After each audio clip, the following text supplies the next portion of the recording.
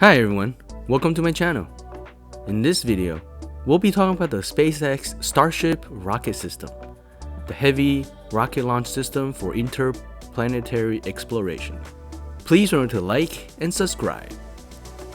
Alright, fact 1, 2 parts.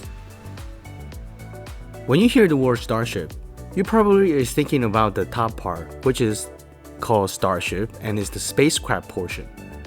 But what you see here is the bottom part, the Super Heavy rocket. The Super Heavy booster rocket is also part of the Starship system. So collectively, these are called Starship.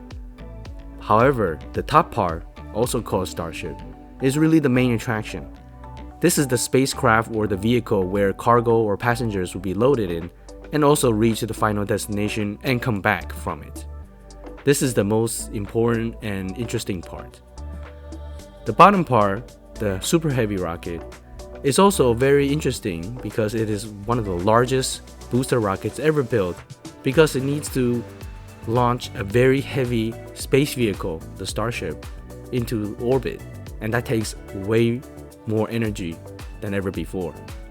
Alright, let's get into the next fact. Fact 2, not just space. Despite the name Starship and also the company SpaceX, you would think that everything that they're building was mainly for exploration into space, reaching outer planets, moons, and so forth. But actually on the Starship website, on SpaceX.com, they actually said that the Starship system is designed for intraplanet travel as well, meaning that it could be used to travel between 2 points in Earth. What they are talking about is the spacecraft will launch into low Earth orbit and arrive at its destination at an incredible speed because it is traveling near into space, and then land at the destination. They're saying that you could reach from one point of the planet to another within an hour. So the Starship is really not just for interplanetary travel or travel in space. It could also be used to travel within the Earth but touching the space in order to go really fast. And so it could be a mode of transportation to get from one point to another very quickly on Earth. Alright, let's get to the next fact. Fact 3, tanker version. Another big part of the Starship system is the in-space refueling tanker version of the Starship. Here you can see 2 Starships aligned and coupled to refuel. The one without windows on the top is the tanker version, whereas the one with windows on the bottom is for passengers and cargo and so forth.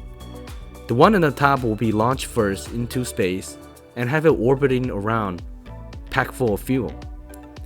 And then the second one, the one with passengers and cargo, would then be launched, and then they would couple in space, and the tanker will refuel the spacecraft that will ultimately go to its destination.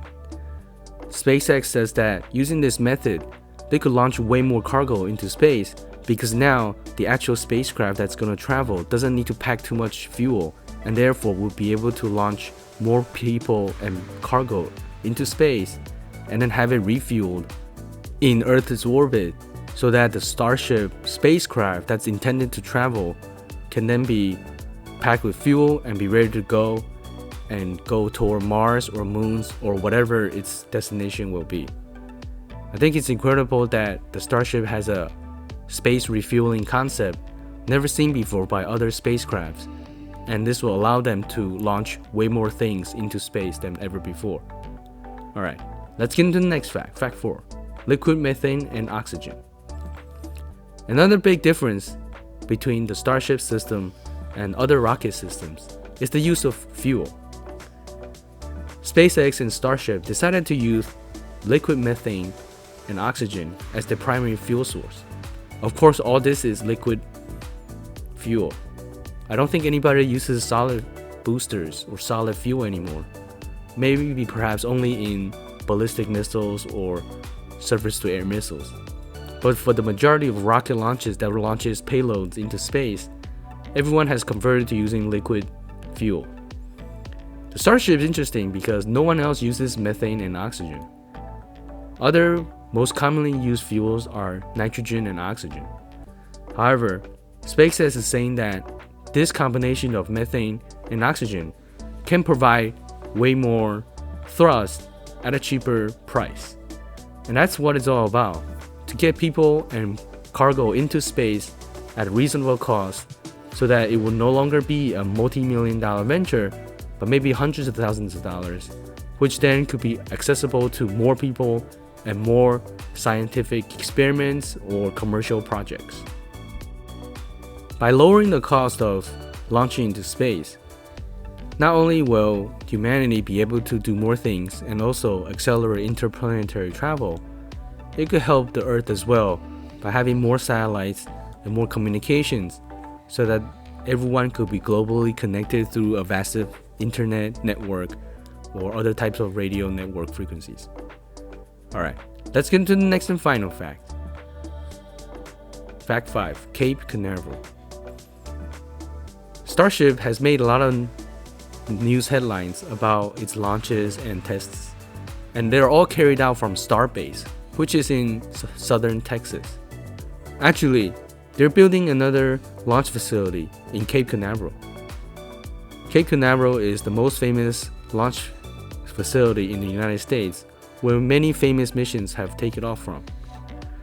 This is different from Starbase, which is a relatively unknown remote location in Texas.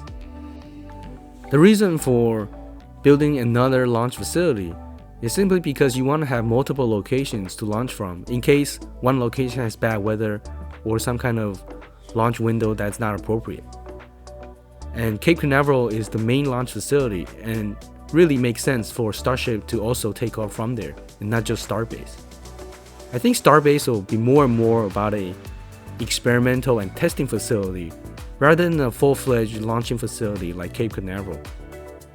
There's also environmental issues at Starbase, and also the people there have complained about the noise and the construction of Starship. So eventually, when Starships are launching on a regular basis, it would make more sense to relocate them to Florida in Cape Canaveral so that people who enjoy rockets will be able to see them. Alright, that's it for my video today. Thank you so much for watching. Please remember to like and subscribe. See you next time.